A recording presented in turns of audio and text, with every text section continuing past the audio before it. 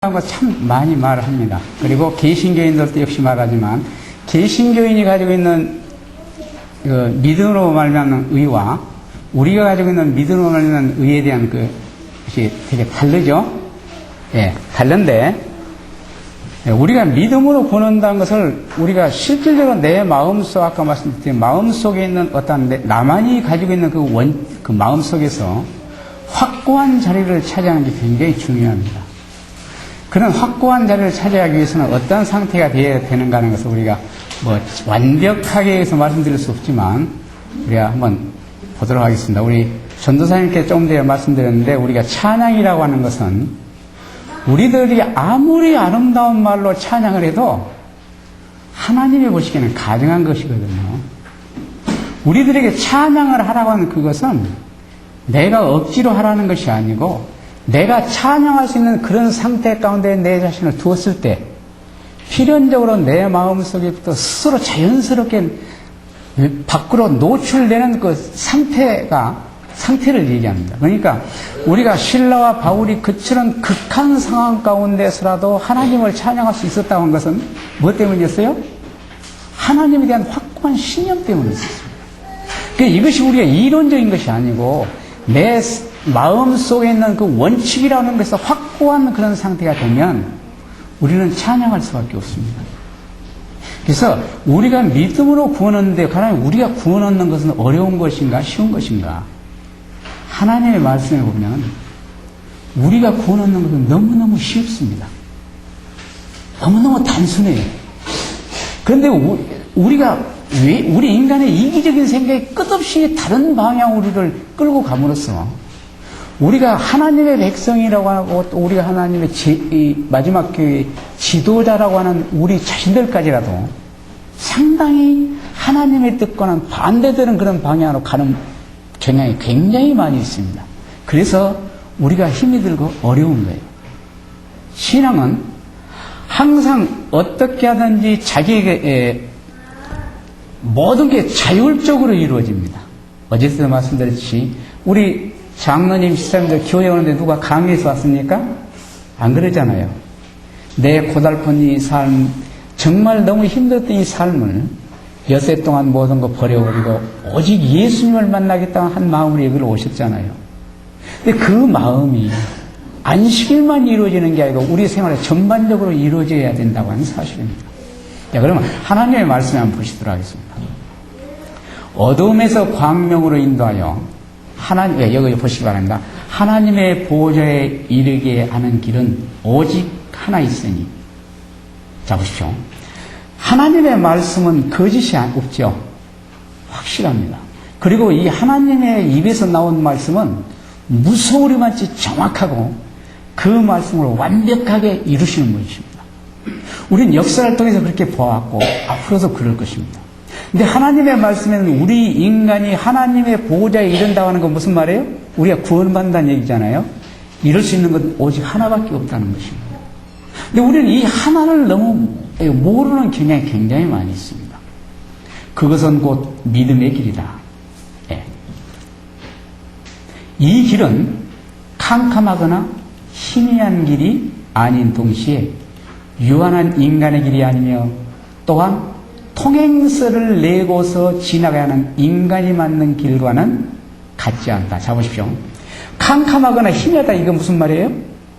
우리에게 주어진 구원이라고 하는 것은 모든 사람으로 하여금 완벽하게 알 수 있는 그런 방법이라는 것입니다. 우리가 애매모호한 그런 방법이 아니라는 얘기예요. 우리가 너무 희미하고 어려운 그런 게 아니에요. 사실 우리가 이 믿음으로 말미암아 구원 얻는 것이 무엇인가라고 이렇게 물으면 되게 안다고 얘기하지만 실질적으로 그것을 구체적으로 얘기하라고 한다면 우리는 상당히 당황할 수밖에 없습니다. 자신에게 한번 가만히 물어봐도 상당히 모호한 그런 부분들이 많이 있어요. 그래서 그러나 우리 이 구원이라고 하는 것은 아주 완벽하게 주어진 길입니다. 이 통행서를 내고 가는 길이란 말은 무슨 말이에요? 제가 이 서울에서 서해안 고속도로를 타고 오니까 얼마냐면 14,700원이에요. 그러니까 고속도로, 서해안 고속도로를 내가 통과할 수 있는데 조건이 있어요. 어떤 조건이에요? 그 대가를 내라는 거예요. 그러니까 우리 인간이 구원함을 받는 길은 어떤 대가를 내고 가는 길이 전혀 아니에요. 그런데 사실 우리들은 원래 이 남에게 공짜를 싫어하는 그런 습성이 있어가지고 뭔가 내가 대가를 해야 마음이 후련해요. 그러고 그래야만이 구원함을 받는 것처럼 우리가 느끼고 있습니다. 그래서 우리 자신들이 예수님이 우리에게 원래 주었던 그 믿음으로 구원하는 것을 이해하지 못하기 때문에 굉장히 우리 신앙이 힘들고 어려운 거예요.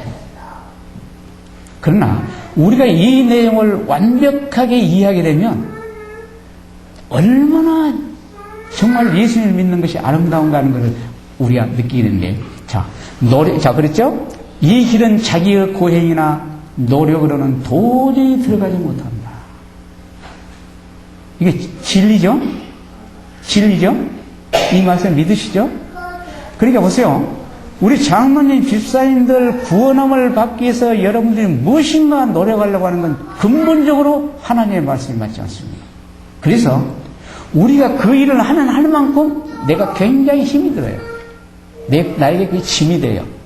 오늘 우리 전도사님 사모님께서 그런 말씀 하셨어요. 어느 분이 이렇게 했는데 내가 뭘 이렇게 먹고 뭐한데 내가 무슨 뭡니까 김장하는데 거기다 석화를 넣고 무엇을 넣고 그러는데 그걸 못 끊겠다. 그러니까 내가 어차피 하늘에 갈 수 없는 사람인데 뭐 하려고 내가 가야 하면서 교회에 안 다니겠다 이런 말을 했다고 그러는데 그건 굉장히 잘못된 것입니다. 우리 구원하고 내가 무엇을 하고 안 하고는 전혀 관계가 없습니다. 우리가 구원함을 받은 사람은 필연적으로 자기가 구원함을 받은 것이 너무너무 감사해서 그 사람의 행동에서 나타나는 행위가 있는데 그게 뭐예요? 바로 이러한 그 하나님의 말씀에 순종하는 그렇게 자연스럽게 나타나는 거예요. 근데 우리가 왜 그렇다면은 그처럼 하나님의 말씀의 내용을 보고 끝없이 내가 그것을 행하려고 하는가? 그것은 나의 시선이 내가 인식하든지 인식하지 못하든지 내 시선이 지금 예수님께 고정되어 있는 게 아니고 누구에게 고정되어 있냐면 내 자신이나 내 주위에 있는 사람들에게 고정되어 있다고 하는 증거입니다. 그러면 이 내용이 우리 성도 여러분들이 개인적으로 제가 드린 프린트를 통해서 계속 기도하면서 연구하셔서 스스로 그걸 경험하는 그런 경험이 되셨으면 합니다. 교만한 마음은 행위로 구원을 얻으려고 힘쓴다. 이거 같이 한번 읽어보실게요. 교만한 마음, 자, 시작. 교만한 마음은 행위로 구원을 얻으려고 힘쓴다. 자, 우리 교만이 뭐죠? 어느 게 교만이죠? 우리 다 아시죠? 높고자 하는 마음, 잘난치 않은 사람 보면 우리 뭐라고 그래요? 교만하다고 얘기하거든요. 그런데 교만이라 그 말도 교만이란 말이 맞습니다. 문제는 하나님의 시각에서 보는 교만이 우리가 생각하고 있는 교만하고 근본적으로 다른 게 굉장히 많이 있어요. 하나님 보는 교만은 어떤 것도 교만이냐면 물론 잘난 척하고 남을 무시하고 그런 것도 교만이지만 우리의 생활 속에서 매일 매 순간마다 내가 철저하게 무력하고 매 순간마다 예수님의 돌보심이 만약 없으면 나는 오늘 하루가 승리할 수 없다라고 하는 이 사실을 이론적인 것이 아니라 내 입으로 말하는 것이 아니라 내 마음속에 있는 그 마음에서부터 그것을 확고하게 인정하는 상태가 되지 않으면 그 사람은 그런 상태가 되어 있지 않는 사람은 모두가 교만한 자예요. 그래 보세요. 우리 성도 여러분 하루 생활할 때 너무 내가 힘들고 어렵고 그 시간이 없기 때문에 우리가 하나님의 말씀을 읽는 것을 소홀히 하기 쉽거든요. 그러죠? 그렇습니다. 그리고 기도도 우리 하기는 하지만 상당히 형식적인 그런 기도가 굉장히 많이 있습니다. 왜 그러냐면 우리의 마음속에는 그걸 인정하지 않고 있지만 내 마음은 이미 교만이라는 것으로 교만이 자라고 하는 증거입니다. 왜냐하면 내가 기도하지 않아도 오늘 하루 어제 기도를 별로 중요한 기도를 안 했어도 어제 아무 어려움 없이 하루를 지냈거든요. 하나님의 말씀을 잊지 않았는데도 저는 별반 어려움 없이 하루를 지냈어요. 그러니까 어제 그랬으니까 오늘도 나는 그럴 수 있다라는 그런 인식이 내 마음속에 도사하고 있기 때문에 기도나 하나님의 말씀을 읽는 것을 소홀히 하는 거예요. 이거를 하나님은 교만이라고. 그러니까 우리의 생활 속에서 내 마음속 깊은 곳에서부터 철저하게 내 자신이 무력하다. 나는 아무것도 할 수 없다. 나는 내가 생각하고 내가 행하는 모든 것이 우리 예수님께 욕돌릴 수밖에 없는 그런 인간이라는 것을 우리가 인식하게 되면 하나님께 기도하지 말라기도 기도해요. 기도하지 말라기도 기도하고 하나님의 말씀 보지 말라기도 볼 수밖에 없어요. 왜요?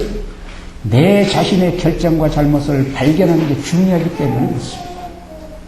그래서 교만한 마음은 행위로 구원을 얻으러 간다. 이 말은 무슨 말이냐면 내 마음속에 예수님에 대한 필요를 느끼지 않는 사람은 내가 하늘에 가기는 가야 되기 때문에 무엇인가 다른 사람보다 더 선한 행위를 하려고 자기도 모르는 채 그 선한 행위를 하려고 그래요. 그래서 다른 사람이 하지 않았던 그 행위를 한 다음에는 어떻게 되냐면 그 다음에는 정죄의 눈으로 상대방을 바라보기 시작해요. 제가 청년회 때 결혼 초기 때나 정말 교회에 헌신했었습니다. 저는 예람되지만 지금까지 저처럼 교회에 헌신한 사람을 거의 보지 못했어요. 저는 제 돈이 아니었어요. 하나님의 사업이라면 무조건 다 투자하고 하나님의 교회 일하면 가장 우선순위에 두는 일이 있어요. 잘한 겁니까? 의로운 사람입니까? 저는 그것이 의롭다고 저는 생각했었어요. 그래서 그렇게 지내다가 우리 교회 수석장님이 제가 보니까 믿음대로 안 사는 것 같아요. 그래서 내가 어떻게든 교회 다니냐고 제가 한 8개월 동안 교회를 안 다녔어요. 그것이 교만이에요. 그러니까 우리 인간은 내가 예수님을 의지하고 예수님께 내 자신을 굴복시키는 것만이 내가 구원함을 받을 수 있는 유일한 것이라고 하는 것을 내 머릿속에 인식하게 되면 내가 예수님을 위해서 최선을 아무리 지나친 노력을 한다 할지라도 누구를 정죄하거나 비난하는 그런 눈으로 보지 않습니다. 항상 내 자신이 부족하고 연약한 걸 느끼고 내가 예수님을 위해서 이것이 나에게 주어진 특권이구나 하는 이런 인식이 갖게 돼요. 그래서 이런 인식을 가진 사람의 마음속에서 뭐가 나타나요? 찬양이라는 게 그래서 나타나는 거예요. 너무너무 감사하거든요. 나 같은 죄인에게 예수님을 위해서 이처럼 교회에 봉사할 수 있고 희생하게 해주었다고 하는 그 자체가 나를 감사하게 만들어 버려요. 예수님을 바라보고 예수님께 굴복한 경험을 한 사람은 그 사람 생에서 그런 생활이 있어야 하는데 우리 인간은 죄의 속성을 가졌기 때문에 조금만 방심하면 또다시 육신의 생각으로 돌아가 버려요. 그래서 그게 어려운데 자, 교만한 것은 어떤 것도 교만한 것이다. 내 자신이 무력하고 연약하다라고 하는 것을 인식하지 못하는 것도 교만이라고 하는 것을 우리 성도 여러분 잊어버리지 마시기 바랍니다. 예. 그러나 하늘에 들어가는 자격과 합성은 그리스도에 의해서 얻어지는 것이다. 그러니까 우리가 처음부터 끝까지 완벽하게 우리가 하늘에 갈 수 있는 유일한 방법은 예수님과의 관계를 유지하고 예수님께 내 자신을 의탁하고 예수님이 나를 구원하기에 능한 분이라고 하는 사실을 인정하고 그분과 끝없이 기도의 생활을 하는 것이 우리를 구원하게 해주는 것입니다. 그런데 우리는 사실 교회에 들어올 때는 우리 회개했거든요. 그렇잖아요? 우리가 자신의 죄를 통회하면서 교회에 들어왔는데 교회에 들어온 다음에는 별반 우리가 죄를 짓지 않아요. 우리가 도덕질 한 분 계세요? 안 계시잖아요. 우리 남에게 사기 안 치죠. 그러니까 우리는 내가 죄인이 아니라고 생각하는 거예요. 죄라고는 하나님이 보는 죄의 개념은 우리 인간이 보는 죄의 개념과 근본적으로 다릅니다. 그래서 하나님이 가장 가정하게 보는 죄가 뭐냐면 시기와 질투와 교만심이에요. 왜 그걸 아주 치명적인 죄로 보냐면 우리 인간에게 가장 치명적인 죄는 큰 죄고 작은 죄가 아닙니다. 우리 인간에게 가장 치명적인 죄는 그것이 죄라고 하는 것을 우리가 인식하지 못하는 그 죄가 아주 치명적이에요. 그래서 예수님이 그랬잖아요. 누가 하늘에 가기가 더 먼저 간다고요? 창기. 그러니까 술집 여자들이 교회 지도자들보다 더 먼저 하늘에 간다고 그랬잖아요. 그 이유는 그 추한 죄를 지은 사람이 빨리 간다는 그 말은 죄를 지은 사람은 자기 죄를 인정해요, 인정 안 해요? 인정하거든요. 그런데 내 마음속에 시기와 질투와 교만심을 가지고 있는 우리는 그것이 죄라고 하는 것을 인식을 못하는 거예요. 그러니까 이 죄를 용서받을 수 있는 방법은 회개랑 방법이 없거든요. 제일 마지막에 나오겠지만. 그래서 우리는 우리 생애 속에서 처음부터 끝까지 오직 내가 구원함을 받을 수 있는 것은 내가 무엇을 하거나 무엇을 먹거나 무엇을 안 먹거나 그것이 아니라 내가 매일 예수님께 굴복하는 것이라는 걸 결코 잊지 않는 그런 생에 사시기 바랍니다.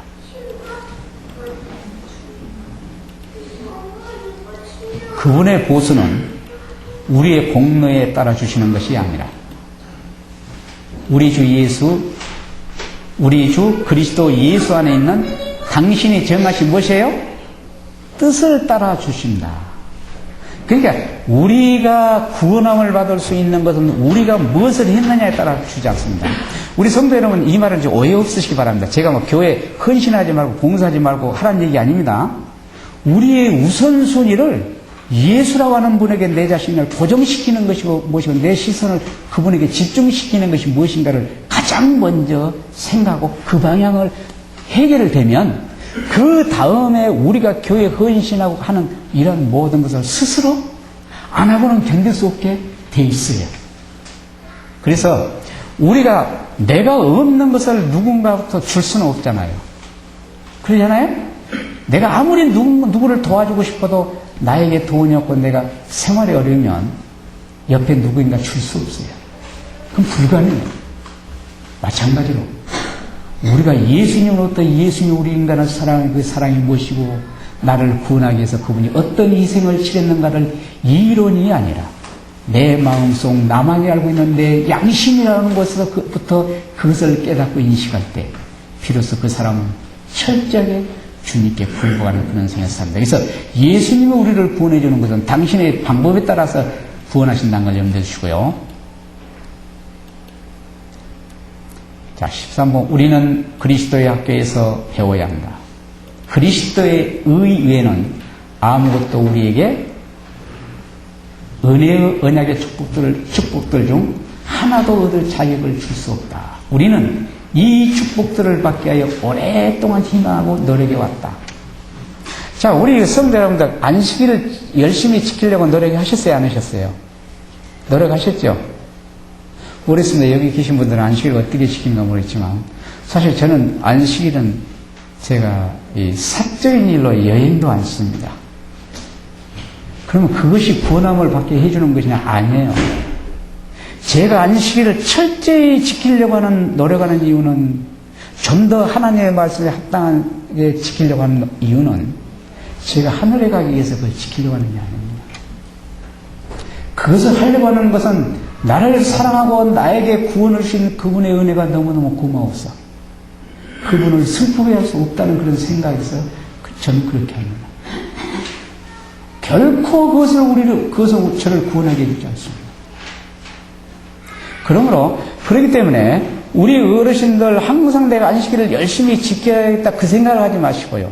내가 안식일을 잘 지키고 있는가 잘못 지키고 있는가 하는 것을 우리가 알아야 되겠죠.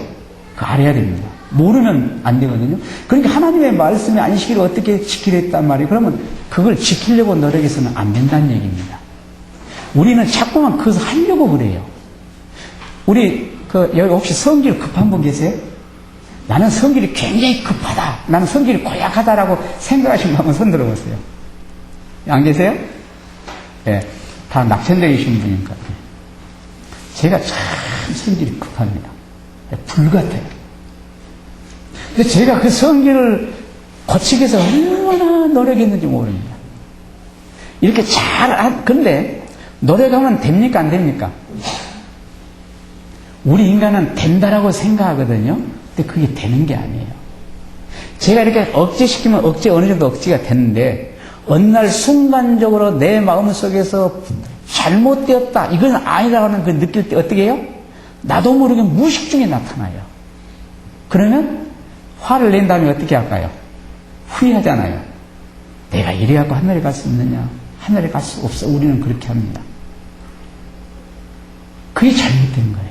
왜냐하면 그것은 뭘 의미하냐면 지금 내가 예수님이 나를 구원해 줄 수 있는 유일한 분이라고 생각을 가진 게 아니고 내가 무엇인가를 해야 내가 의로운 사람이 된다고 하는 그런 인식이 있기 때문에 그렇습니다. 절대 우리 어르신 여러분, 내가 내 생에서 잘못된 부분이 나타나면 그것을 내가 노력해서 고치려고 하지 마십시오. 그 문제를 가지고 예수님께 무릎을 꿇으십시오. 그리고 예수님 기도하십시오.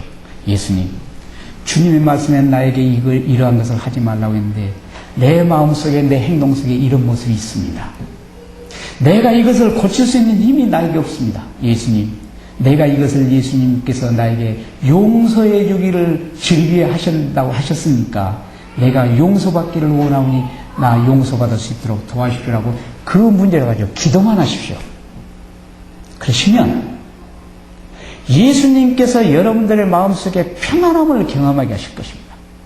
용서받은 경험을 한 사람은 마음속에 평안이 옵니다. 그런데 우리는 형식적으로 이 회개의 기도를 드리기 때문에 우리 마음속에 평안을 경험하지 못해요. 희망은 노력해 왔으나 그것들을 받지 못했다. 자, 이건 무슨 말이냐면요. 우리 어르신들 이 하나님의 말씀에 이렇게 거스르는 그런 부분들이 있죠. 이 생활하다 보면. 아마 가만히 보시면 있을 거예요. 아까 어느 분이 하나님 먹지 말라 했는데 이걸 내가 끊지를 못해서 교회 안 나가겠다라고 하는 이런 생각을 하거든요. 그것이 얼마나 그분에게 무거운 짐이 되는지 모릅니다. 지금 그 말이에요.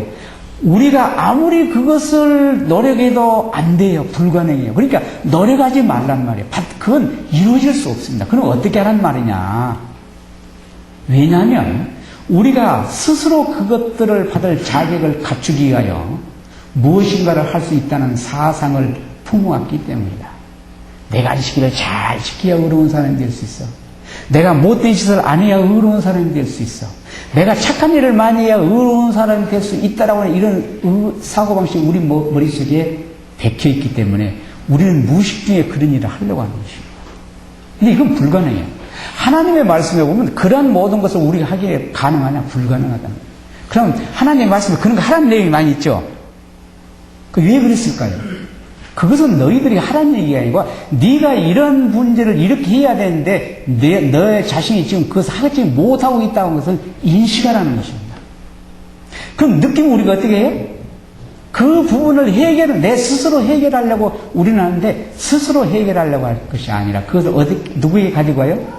예수님께 가지고 나가서 예수님과 기도로서 그 문제를 예수님께 용서받는 경험을 하라는 것입니다. 물론 그 문제가 내가 용서받는데 한 번 해서 그것이 해결된다면 좋겠죠. 그러나 그렇지 않아요. 우리 생활 속에서 어떤 것은 평생 동안 내가 그걸 해결하려고 해도 해결 못하는 부분들이 많이 있습니다. 저도 지금까지 그런 게 있어요. 저도 제 생활 속에서 이것은 아닌데라고 이걸 고쳐야 된다고 생각하는 그런 부분들 중에서 해결되지 못한 문제가 저에게도 지금 많이 있습니다. 그런데 저는 그런 문제에 제 시선을 고정시키지 않습니다. 왜냐하면 저는 그것을 솔직하게 인정합니다. 예수님, 내가 오늘 또 주님께 이러한 문제로 욕을 드렸습니다. 제가 이것을 해결할 수 없다는 것을 압니다. 그러나 주님은 나를 용서해 주기를 즐거하시고 나를 가장 안전하고 좋은 길로 인도하기를 즐겨하시는 분이라는 걸 제가 압니다. 내가 이걸 통해서 주님께 용서받기를 원하니 예수님 도와주시라고 저는 기도드립니다. 그 기도가 한 번 해도 그것이 해결도 안 되면 두 번, 세 번 계속 반복합니다. 해결될 때까지. 왜냐하면 우리의 죄가 내가 한 번 회개한다 해서 그것이 해결된다면 그건 아주 쉬운 거예요. 그러나 우리는 그렇지 않습니다. 그대들의 공로로 하나님의 은총을 얻을 것으로 기대하고 그분의 구원의 능력을 의지하기 전에 그대가 죄에서 벗어나야 한다고 생각하고 있는가? 어때요? 우리 되게 이 교회 나오라면 되게 많은 분들 초신자들 뭐라고 그래요? 내가 이거 끊은 다음에 나가지. 그러잖아요? 저희 어머님이 교회를 70이 넘으셔서 교회를 들으셨습니다. 제가 저희 어머님을 위해서 기도를 참 많이 했어요. 근데 이분이 어느 정도냐면, 그 제사 지내잖아요? 그러면 상을 열 몇 개씩 이렇게 밥상을 놓아요. 근데 그 조상 수대로만 놓는 모양이더라고요. 그러면 그 상이 얼마나 음식이 많겠습니까? 그 음식을 먹을 사람이 아무도 없어요. 그 음식을 당신 혼자 그 음식을 먹으면서 그걸 고수했던 분입니다. 근데 그분을 위해서 아무리 기도해도 이분이 교회를 안 나와요. 그런데 어느 날 고향에 가더니 고향에 형님으로부터 전화가 왔어요. 야 병우야, 예? 어머님이 결핵이라고 하는데 지금 여기서는 그때 이제 의료보험이 시작될 초기였어요. 그래서 저희 형님이 직장에 다니기 때문에 의료보험을 이제 혜택이 됐는데 저희 어머님이 주소가 제주도로 돼 있었거든요. 그 고향에 가니까 고향에서는 의료보험 카드를 그때는 쓸 수 없었어요. 지금은 전국에 쓸 수 있지만.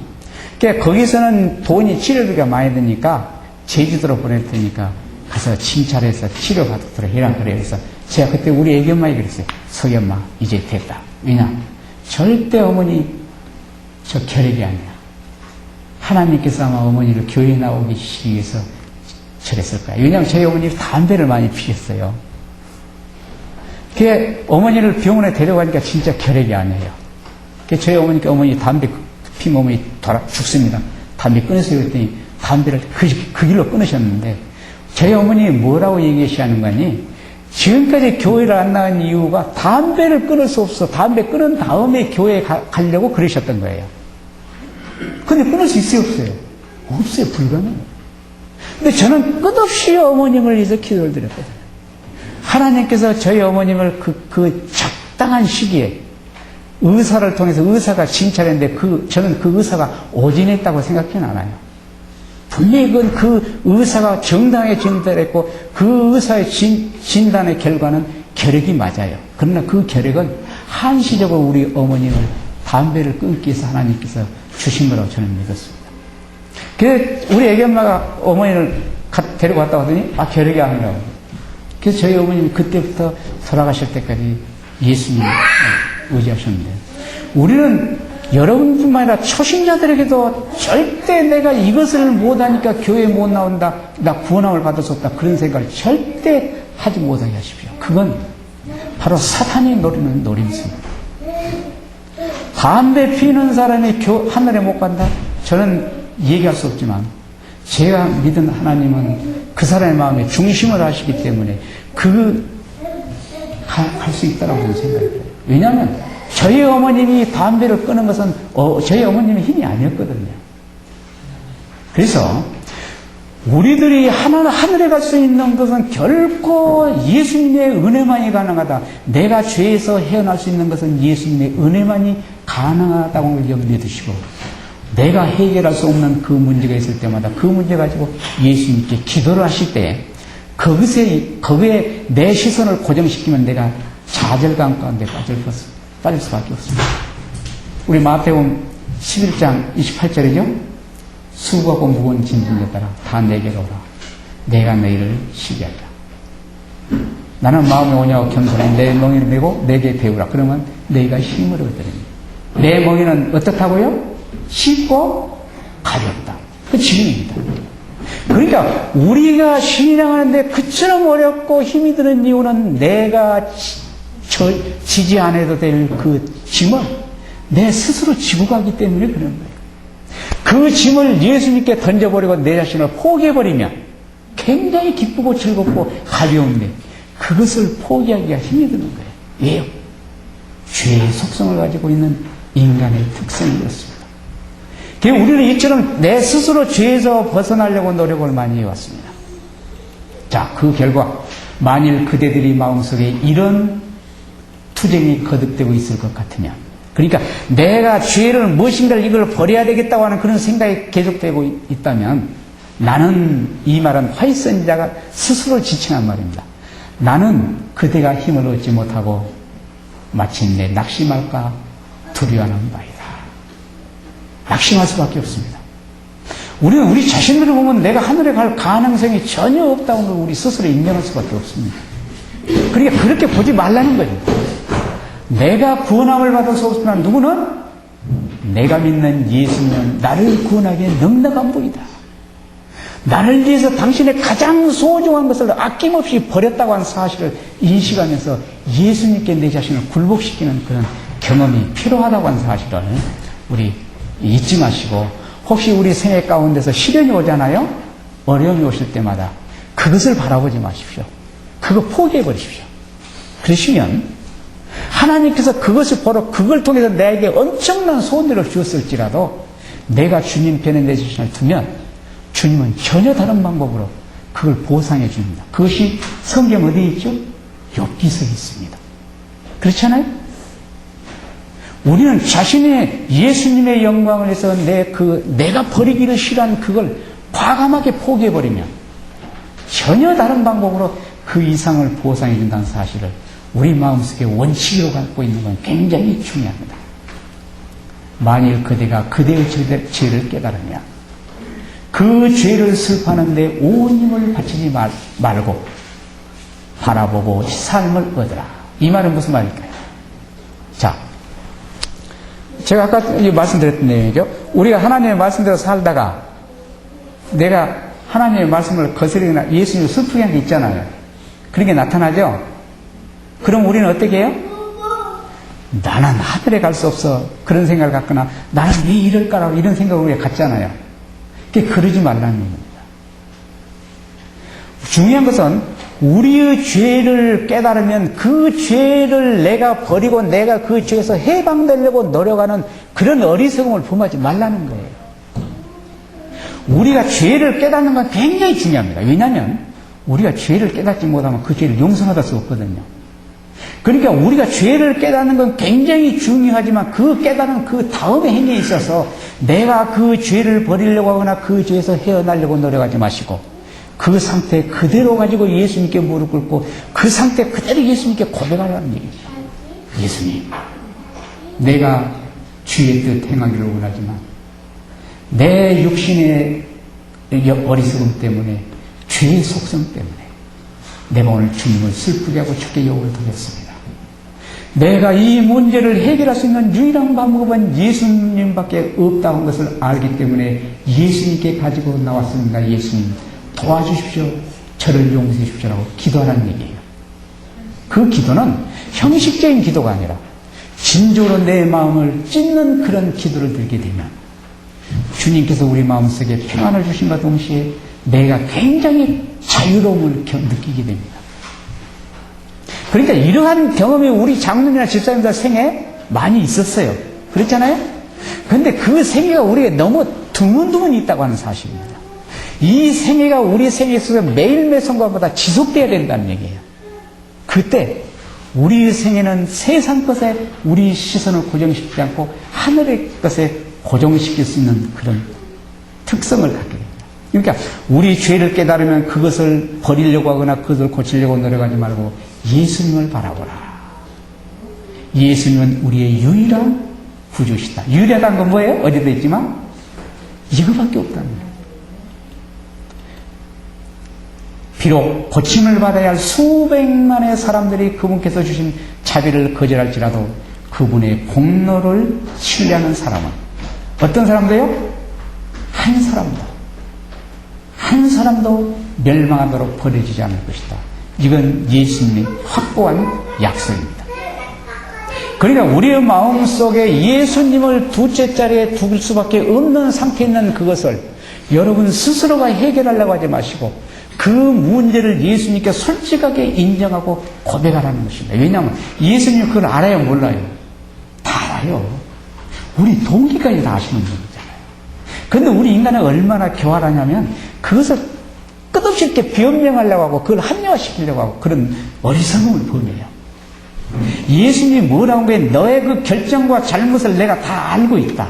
그러니까 너는 그것을 인정하고 나한테 굴복만 해라. 그러면 내가 그것을 용서해 주겠다는 것입니다. 그리고 내가 너의 마음속에 성령을 통해서 너의 마음에 들어가서 너를 하늘의 사람으로 내가 변화시켜 줄 테니까 너는 아무 염려하지 말고 나를 신뢰하라는 것입니다. 근데 우리는 그걸 하는데 실패하고 있다는 사실입니다. 우리들 자신의 은혜와 공로가 우리들을 구원하려고 생각해서는 안 될 것이다. 우리의 은혜와 공로, 자신의 은혜와 공로가 뭐예요? 공로란 뭐예요? 행위를 얘기하는 것입니다.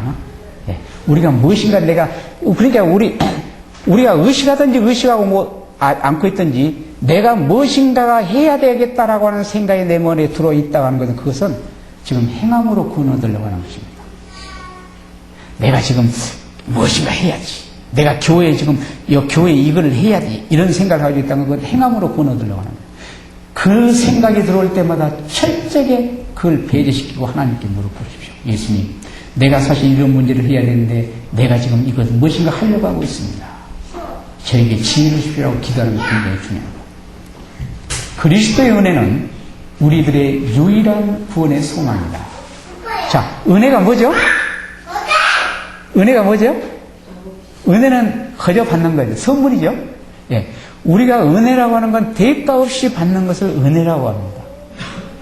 우리 혹시 여기 그런 경험 있으신가 모르겠어요. 저는 제가 이 나머지 가게를 얻어서 살기 때문에 그 주인에게 좀 잘 보여야 되잖아요. 그게 명절 때만 되면 이렇게 이 선물을 갖다 드려요. 근데 그건 사실 은혜는 아니에요. 왜요? 전 조건적이거든요. 왜냐하면 나에게 좀 잘해주라는 그런 의도인데, 은혜라고 하는 것은 아무런 조건 없이 나에게 주어진 그걸 은혜라고 그러는데, 그러면 우리가 하나님의 은혜는 우리에게 조건 없이 주는데 그 은혜를 받은 사람은 특성은 무엇이냐? 하나님이 우리에게 준 은혜를 받은 사람의 특성은 그 마음속에 그 사람에 대한 고마운 마음이 나타나요. 그래요, 그러네요. 그래요. 우리 성도 여러분, 내가 어떠한 문제, 어려움에 처했을 때 그 어려움을 누가 아무 조건 없이 해결해 주면 고마워요, 고마워요. 고마워요, 고맙지 않아요. 고맙지 않아요. 그러니까 고마움은 우리가 어떻게 하죠? 그 사람이 원하고 그 사람이 좋아하는 것이라면 뭐든지 해주고 싶고 주고 싶은 충동이 생깁니까? 안 생깁니까? 생겨요. 근데 내가 보기엔 나에게 좀 안 이뻤고 안 좋게 한 사람은 이런 줄 것도 주기 싫거든요. 그래서 우리가 예수님의 은혜라고 하는 것은, 예수님의 은혜는 모든 사람에게 주어져 있지만 그 은혜를 받은 사람에게서, 받은 사람과 안 받은 사람의 차이는, 은혜를 받은 사람들은 필연대로 그 은혜를 받는 것에 대한 반응이 나타나는데, 그 반응이 무엇이냐? 바로 하나님의 말씀의 모든 우리에게 명령한 내용들이 내 자신도 모르는 사이에 나에게서 자연스럽게 행동으로 나타나는 결과물들입니다. 그러니까 아까 오늘 과정책에 찬양하라, 하나님을 찬양하라는 그 말은 내가 입으로 찬양하라는 얘기가 아니에요. 네 자신이 하나님을 찬양하고 있는가 없는가를 느낌으로써 내 자신이 예수님의 은혜를 경험하는 상태에 내 자신을 가지고 하라는 거예요. 그럼 내가 예수님의 은혜를 경험하면 내 입에서 나도 모르게 예수님에 대한 찬양이 자연스럽게 나온다는 것입니다. 그래서 우리의 구원은 나의 어떠한 공로가 아니다라고 하는 사실입니다. 그리스도의 은혜는 우리들의 유일한 구원의 소망이다. 유일하다고 하는 걸 염두에 두시오. 그래서 우리가 예수님의 은혜를 경험하는 것을 이론이 아니라 경험을 통해서 우리가 터득하고 매일 순간마다 우리가 그런 상태로 가는 건 굉장히 중요합니다. 안전을 위한 다른 모든 방법은 다 소용이 없었다. 이 말은, 자, 우리가 구원함을 받기 위해서 내가 의로운 사람이 되고 하늘에 가기 위해서 내가 어떤 일이 있어도 하늘에 가야 되라고 우리가 얘기를 많이 하거든요. 그래서 내가 정말 최선을 다해서 예수님을 믿었으라고 그 얘기하는 분들이 가끔 있는 걸 볼 때 저는 그런 얘기 들으면 제가 이해가 안 됩니다. 왜냐하면 우리들에게 최선이 뭘까요? 그것은 내 생애 속에서 매일 매 순간마다 내 자신이 얼마나 무력하고 연약한가를 인식하는 것입니다. 우리는 어제 저녁에 예수님께서 매일 새명 미명이면 동산에 올라가서 하나님과 끈질기게 씨름하는 모습을 보았습니다. 그 모습은 바로 우리들의 모습이어야 된다고 하는 사실. 나의 생애 속에서 매 순간마다 내 예수님과 씨름하는 그런 생애를 사는 것. 그런데 우리는 그런 생애를 살지 않기 때문에 우리는 나에게서 어떤 선한 행위, 하나님의 말씀에 있는 그런 선한 행위가 나타나기를 바라는 마음에서 의도적으로 우리가 그걸 하려고 노력해요. 인위적인 방법으로. 그래서 성령의 열매는 자연스럽게 열리는데 우리는 내게서 성령의 열매가 열리지 않기 때문에 그것을 인위적인 방법으로 성령의 열매를 맺히고자 하는 그런 의도에서 나타나는 것이 뭐냐면 행위요. 그 행위는 결코 나에게 평안을 주지 못합니다. 그 행위는 어느 정도 목적을 달성하면 아까도 말씀드렸지 누군가를 정죄하고 비난하는 그런 내 자신의 모습으로 나타납니다. 그러나 예수님의 은혜를 경험한 사람은 자기 모든 것을 다른 사람이 보기엔 너무 과도하게 교회에 헌신한 것처럼 느낄지라도 당사자 입장에서는 항상 부족함을 느끼고 누구를 정죄하거나 비난하는 그런 모습을 보이지 않아요. 그래서 우리의 어떠한 행위도 우리에게 안전하지 못하다. 그러니까 우리의 행위는 결코 우리의 구원과는 무관하다라고 하는 걸 염두에 주십시오. 무관하다는 말을 좀 오해하기 쉬운데 이 말은 뭐 무시도 된다는 그런 얘기가 아닙니다. 자, 문설주의 피 위에는 죽음의 천사가 들어오지 못하도록 길을 막을 수 있는 것이 없었다. 오직 예수 그리스도의 피로 말미암아서만 죄인을 위한 구원이 있다. 예수님의 피라고 하는 말은 아까 제가 말씀드렸지 이걸 아주 쉽게 말씀드리면 진정한 회개를 의미합니다. 우리는 남녀들과 어린이들을 그리로 인도하고 구원을 받기 위해서는 그들이 새 마음과 새 영을 받아야 한다. 이 말은 새 영과 새 마음이라는 것은 성령을 의미하는데 사실 성령에 대한 것은 제가 좀 시간이 없어서 말씀드릴 수 없고요. 우리가 성령에 대해서 너무 추상적으로 알고 있습니다. 그리고 성령의 특성에 대해서 우리가 추상적이고 우리 마음속에 성령이 역사할 수 없는 그런 상태 가운데 우리 자신들을 두고 있으면서도 우리는 스스로 말하기를 성령의 지휘를 받고 성령의 인도를 받고 있다. 그런 말하는 부분들이 굉장히 많이 있습니다. 저에게도 있고 우리 성도 여러분들에게도 그런 모습들이 이게 중요하네요. 이거 한번 보시겠습니다. 자, 죄인이 들림받으신 구주를 바라보는 일을 필생의 사업으로 삼고 바라본단 말은 아까 뭐 됐죠? 우리 자신들의 시선을 고정시키는 게 아니라 주장할 수 있는 특권을 가진 그 공로를 믿음으로 받아들이지 않는다면 그는 예수께 눈을 고정시키지 않고서는 무리를 걸을 수 없었던 베드로처럼 구원을 받을 수 없다. 자, 현재 사단은 시야에서 예수님을 놓치게 하고 인간을 바라보게 하며 인간을 신뢰하도록 하고 인간에게서 도움받기를 기대하도록 하는 것을 단호한 목표로 삼고 있다. 이 말씀 좀 설명드리겠습니다. 우리는 사단의 최대의 목적은 우리의 시선이 예수님께 고정되지 않는 것입니다. 그러니까 예수님을 생각하고 예수님을 바라보고 예수님이 어떤 분인가를 이렇게 끝없이 생각하는 것보다는 내 자신이 뭔가 노력을 통해서 다른 사람보다 더 나은 그 교회에 헌신을 하거나 재정적 이런 학들을 주게 되면 어떻게 해요?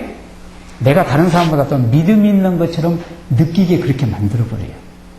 그래서 내 스스로 내가 상당히 의로운 사람인 것처럼 느끼게 만들어버린다. 그런데 이것이 사단이 가장 치명적인 우리들 노리는 노림수라는 걸 염두에 두시고요.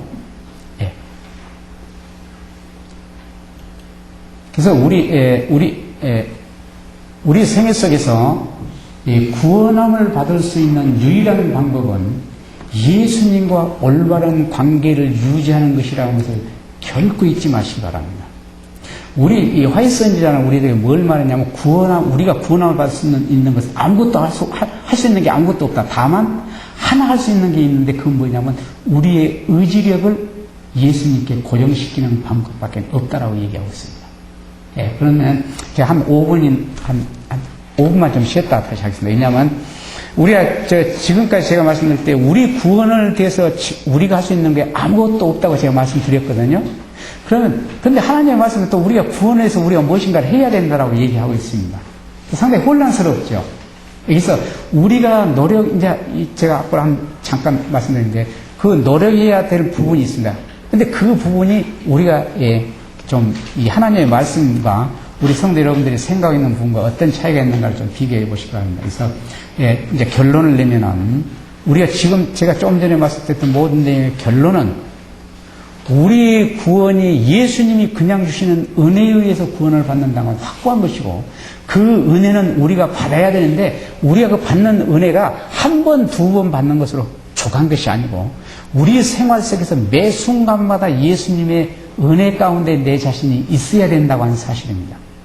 아까 말씀드렸듯이 은혜를 받은 사람은 그 은혜를 준 사람에 대해 너무 고마워서 그 사람을 기쁘게 하고 그 사람을 유익을 위해서 무엇인가 하고 싶은 그런 충동을 느끼듯이 우리가 예수님의 은혜 아래 있게 되면 예수님이 기뻐하거나 예수님이 즐겨하는 일이라면 내가 무엇인가 하고 싶은 그런 충동을 느낍니다.